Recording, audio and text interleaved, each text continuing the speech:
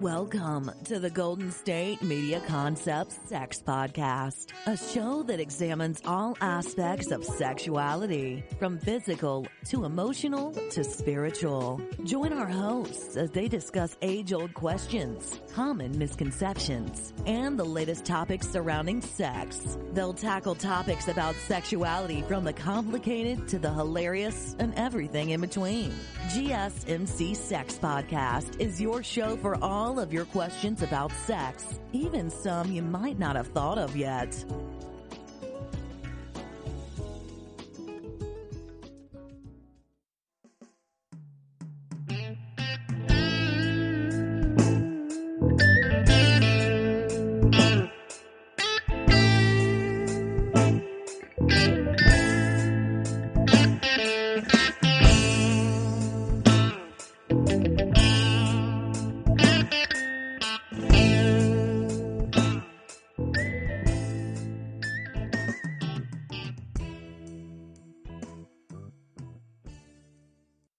Welcome to the GSMC Sex Podcast, brought to you by the GSMC Podcast Network, with your host, Andra, where the topic about sex is from the point of view of an older woman. Now we're going to talk about, things that you're a little embarrassed to talk about with sex, but really want to know what it means. And these are sex terms that are used quite commonly, as you may well find. So we'll start with the pearl necklace. Most of us know what that is, but I'm going to explain it anyway. Now, the most famous explanation of this was on an episode of Sex and the City, but this is what the definition stands for, or what it actually means in sex terms. A pearl necklace is what results when someone, most likely a male, and in most cases, ejaculates on or around your partner's neck, your neck, or another partner's neck, or chest. Now, this is the semen, and the way it pools around your neck is like that pearl necklace you love to wear. Now, if you're not all into that, please go buy a real one in the store. But if you are, party on and play it rich. Our next sex term, which is quite interesting, is called impact play.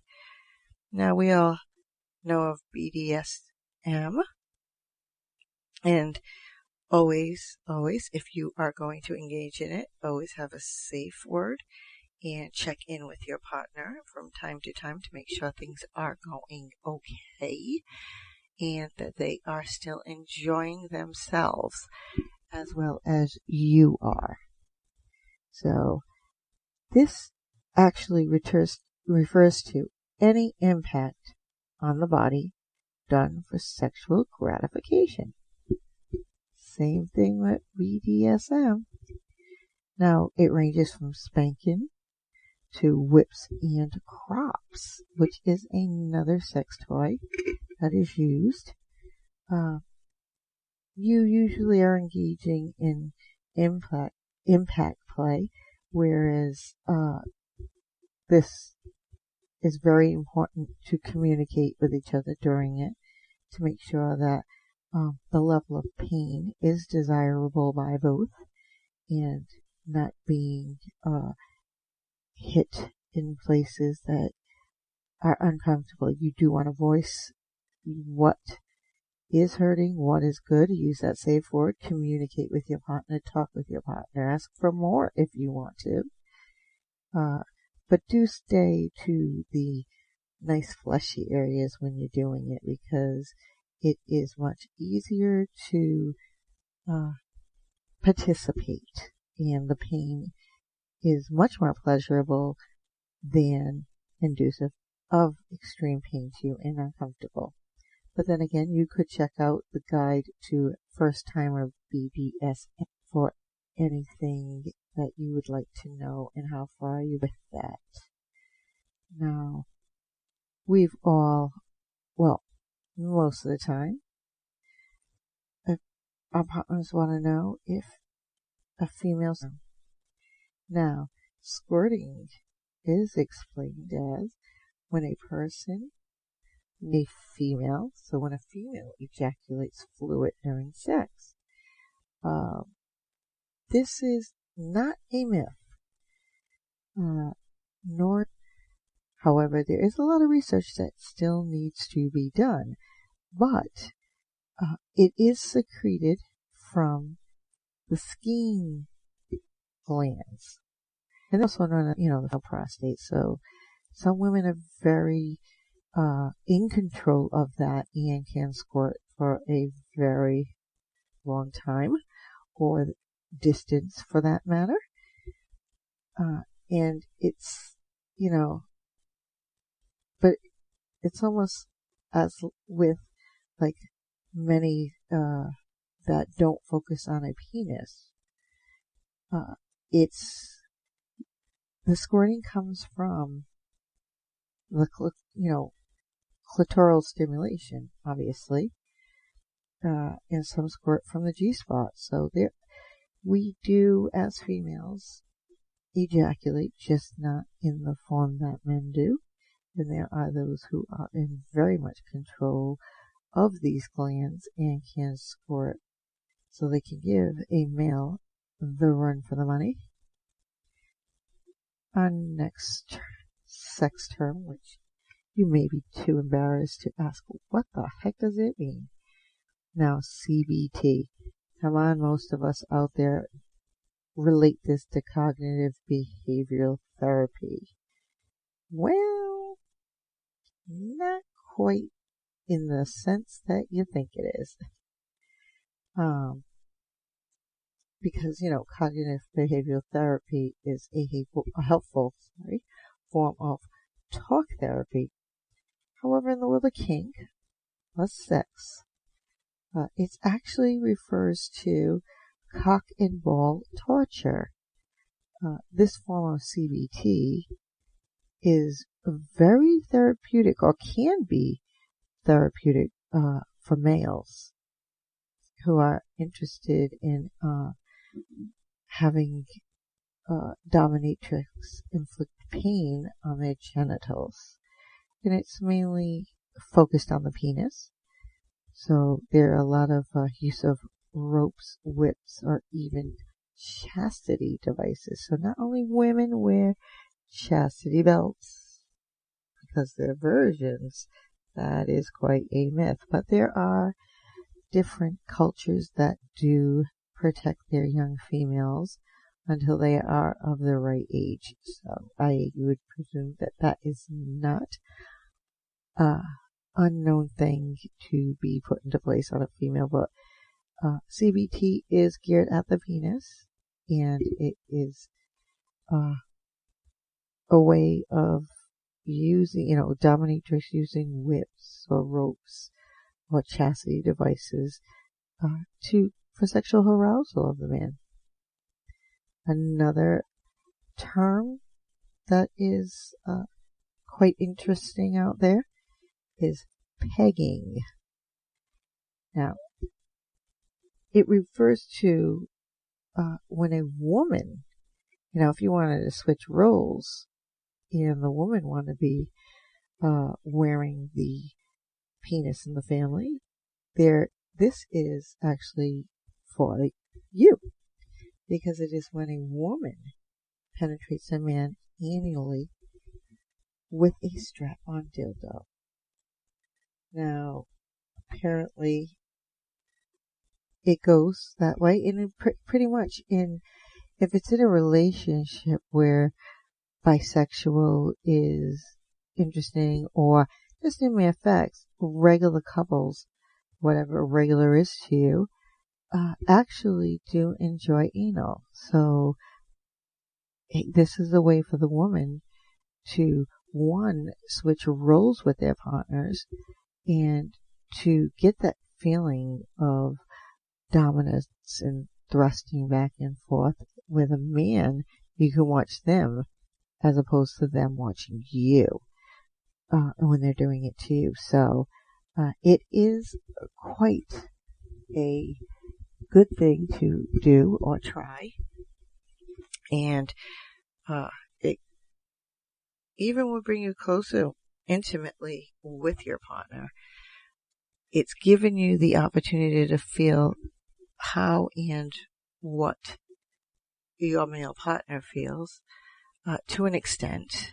I'm sure they've come out with a dildo that will give you that response of having that feeling or some sort of feedback vibration to the woman's vagina, whereas she can, when she's penetrating her male partner anally or female, one or the other, just feeling or having the stimulation of such that your partner does have when he is doing you.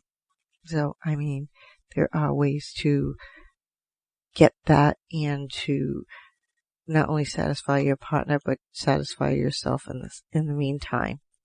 We are going to take a break here. And when we come back, we will continue with sex terms that maybe you were embarrassed to ask, but we're going to go over them. Get that drink, come on back, get relaxed, and I'll meet you back here for more sex talk with Andra. Still on the search of that one true love? On the limbo in this crazy world of dating, marriage, relationships? Well, listen to the Golden State Media Concepts Relationship Podcast, your one-stop podcast for everything about relationships.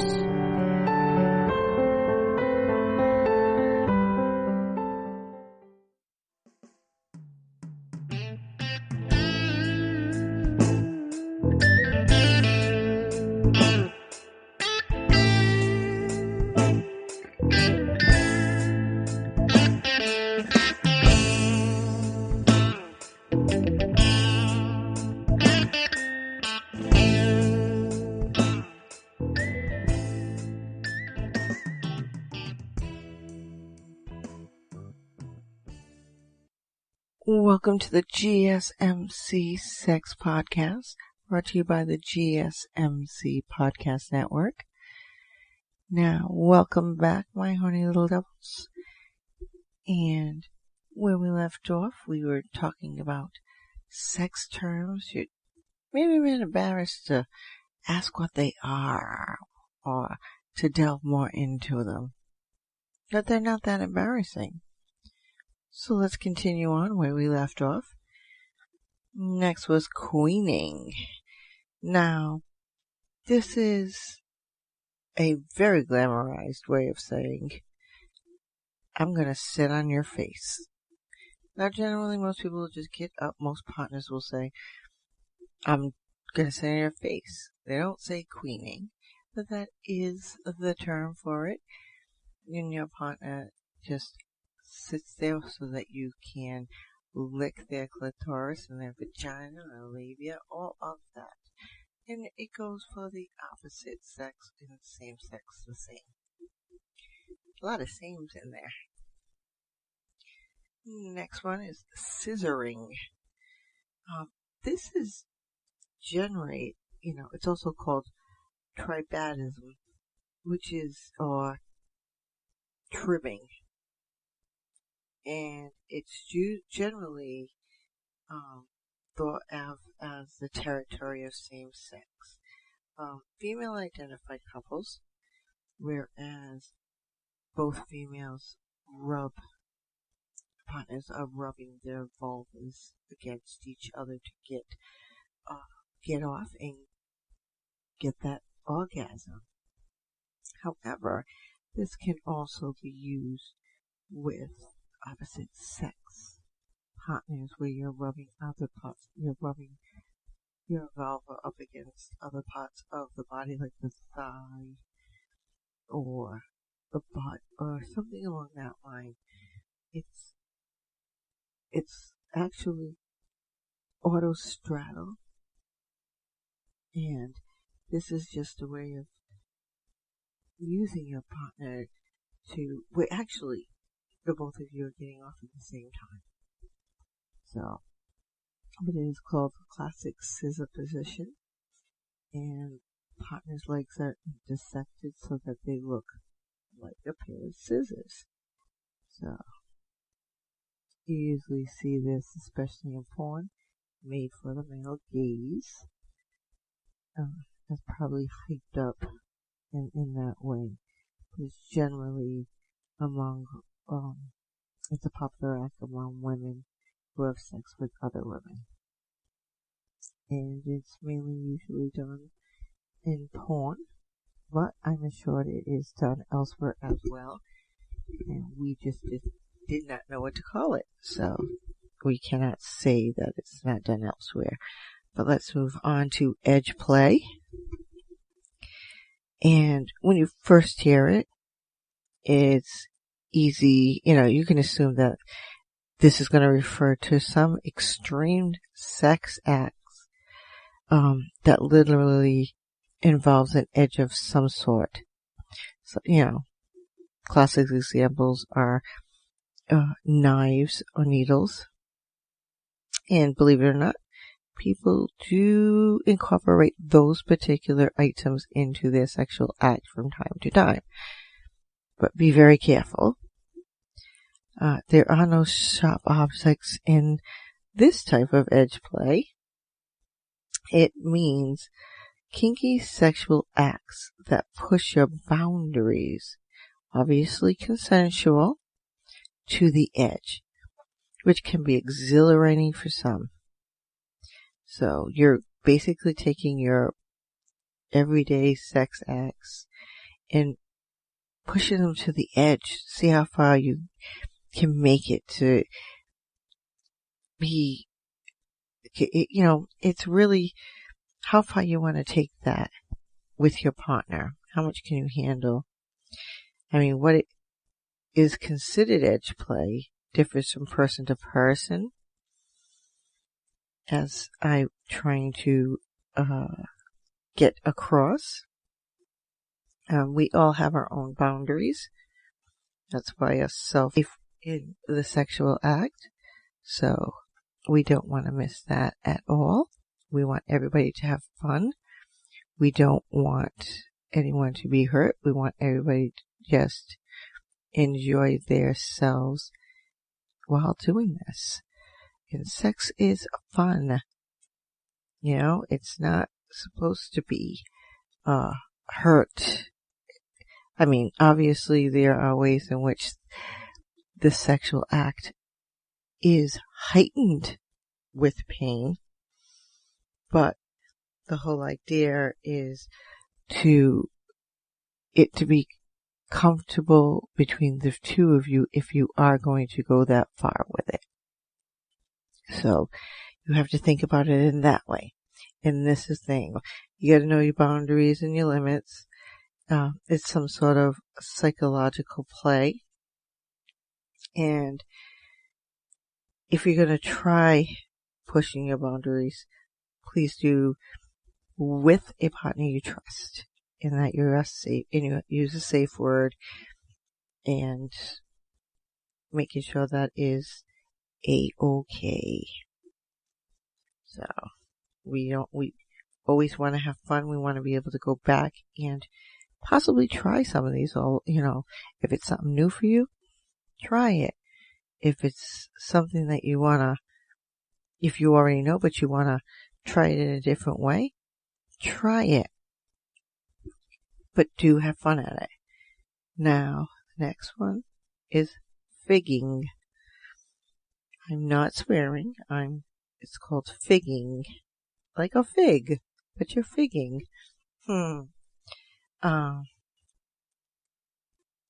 It means, well, actually, it is the act of inserting a piece of peeled ginger into someone's buttonhole. which would burn, sting, and be quite painful. Figging actually or allegedly originated as a non-sexual form of corporal punishment on female prisoners. A little history in there. And this was done by the Greek and Roman empires. These days, it just refers to the general infliction of consensual pain on the anus. So, you want to get a little spice down there, and you want to say that your anus is burning, your butt is burning? Well, you may just be figging. So this is, that's one of those things that you might want to think about before you do it. Try it slow, ginger, so that it and feel completely uncomfortable right off the bat. Aftercare. A lot of people are always embarrassed about aftercare is, the sexual practice that everyone should be doing, or vanilla. This was actually created by the kink community. And it just simply means checking in with your partners after sex to make sure all parties felt good and safe about what just went down and taking care of one another emotionally and physically. So this is really, really a very important thing to know. And you should not be embarrassed by it, because the whole idea is to have fun with your partner. Now, it breaks it down, whereas it can mean cuddling, bringing ice to the submissive partner, if there's any spanking, bruises, and talking about what you liked or what you didn't like. Communication, open communication. This is really a check-in post-sex. Right after sex, make sure everything was okay. You both enjoyed it. They felt comfortable. They're not in pain. Maybe they want to try it again. But right now, be honest, because not being honest is not going to help in your relationship. Fletching is next on our list. Now, as is explained, and this is the actual definition as they put it, to fletch is to suck up semen out of an orifice. Using a straw is optional. Quite interesting. Now, there is grossness to this, or having a very open mind to trying new things with this. However, there are those who, this is an example.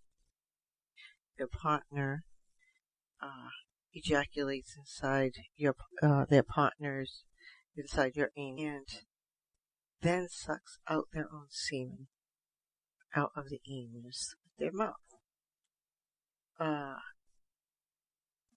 It's really, really a preference, because the partner actually receiving this act might not like it. So this is where you will please get up and say something, and don't be afraid to. We are going to take a break here again.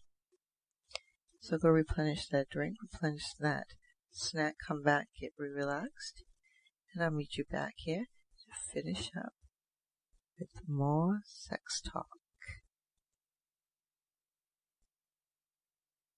Tired of searching the vast jungle of podcasts? Now listen close and hear this out.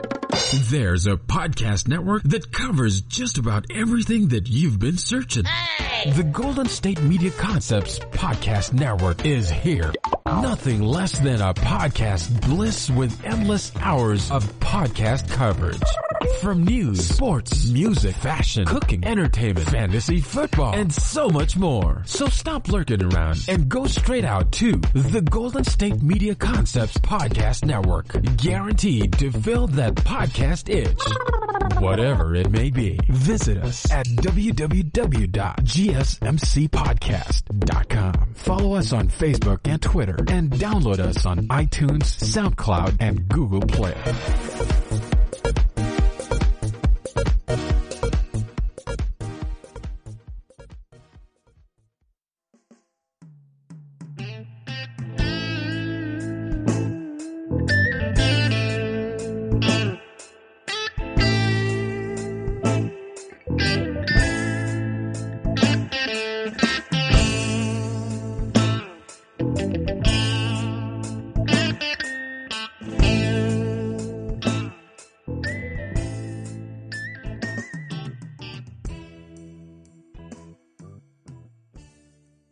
Welcome to the GSMC Sex Podcast, brought to you by the GSMC Podcast Network, with your host Andra, where the topic about sex is from the point of view of an older woman.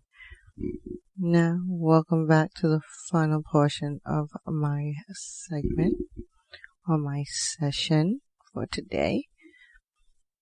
And we're going to finish out our embarrassing sex terms, or just the sex terms we were embarrassed to ask about.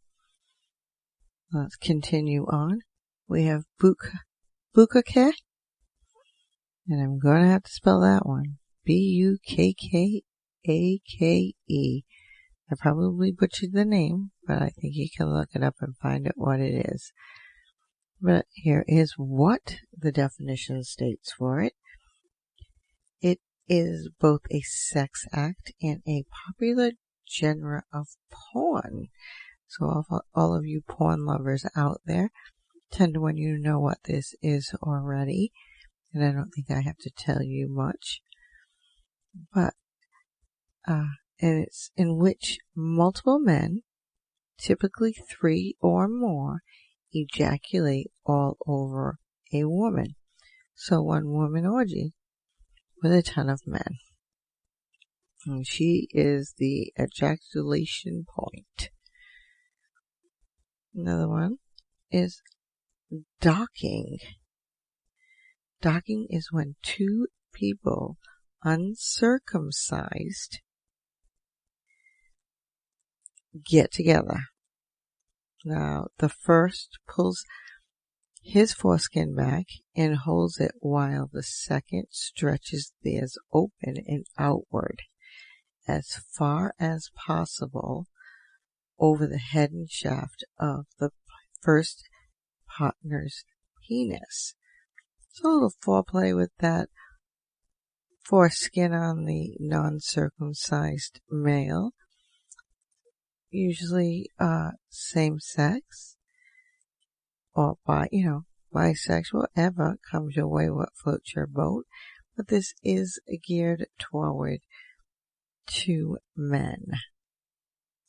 Now, it is possible to do this. I have never seen it done. I don't know how comfortable or uncomfortable it is, but you do have that foreskin that is stretchy and that is there, and that is a way to have a bit of penis play. So, try on. Now we have cuckolding. And this is where a person in a relationship stands up as their partner has sex with someone else. Now there is ways to do this, or ways to cuck. The cuckold may hold on while tied up in a corner, or the cuckold's partner may go out on their own, have sex, and report back. You really have to have an open relationship for this to work. There is usually an element of humiliation involved, hence the reason for having an open relationship. For instance, a wife may tell her husband all about how her other partners has a massive penis and can satisfy her in ways her husband cannot. Not very good to do if you're planning on being married to this person for longer than what you think. With this particular sexual term or act, generally professional dominatrix are often asked to perform this. That they are professionals, so they know what to do, how to do it, and the like. So you want to keep that in mind. Water sports. Now, water sports, they are aquatic activities such as jet skiing, we all know that. However, in the bedroom, the term refers to the incorporation of urine in erotic play, hence the golden shower. Some people like it, some people don't. If you wanted to try it, you are probably going to be a little nervous about it, or being peed on. A great way to try this with the first time would be in the shower, because there's water that's going to rinse it down. Fisting. Now this is when one partner inserts their entire hand, as it states, fisting, hand or fist into the other person's vagina. Man to female, female to female. And there are those that are highly talented who can actually do it to the anus. And I believe there's a Greek god, or is it god? Caligula, who actually, if you have seen the movie regarding him, he was brutal in this way. I don't know what the truth is to it, or is he mythological in the least, but that particular movie does show this being done. And he's not subtle about it, so this particular act is if you enjoy intense penetration. The thing with it is if you're dating someone with a small penis, that they have an entire fist to use on you instead if you're not getting the satisfaction from the small penis. Ask him to put his whole fist up your vagina. So, and it won't make it loose. So you can work on those muscles and build them back up. Use plenty of lube with this, please, and thank you. And use latex gloves, which it gives it that extra sanitary affect. And also, with like any sex act that you are going to perform with your partner, get consent. Communication. Very, very, very important. Now we have queefing. Not queening. Queefing. Now, this may not be a sex act. Well, exactly. But it frequently happens during sex, so this is why it's there. This queefing is when air escapes from the vagina, often during or after penetration, and makes a farting sound. Now, all us ladies have done it. It's just a natural thing. We just say, I pooted in my vagina. Get a good laugh out of it. It is a form of flatulence, which is totally normal in the body system. You do not want to hold back your bodily functions, because then it will mess around with your body function altogether. So, remember, when you're doing these, or you're going to try and, try something new with doing one of these, don't be embarrassed to look it up. Don't be embarrassed to ask. One partner may know and the other one doesn't. So educate yourself as much as possible with regards to what sexual acts you're going to perform with each other, because communication is very, very essential. And unfortunately, I have come to the end of my show. And as always, thank you. Hope all are well out there with this coronavirus.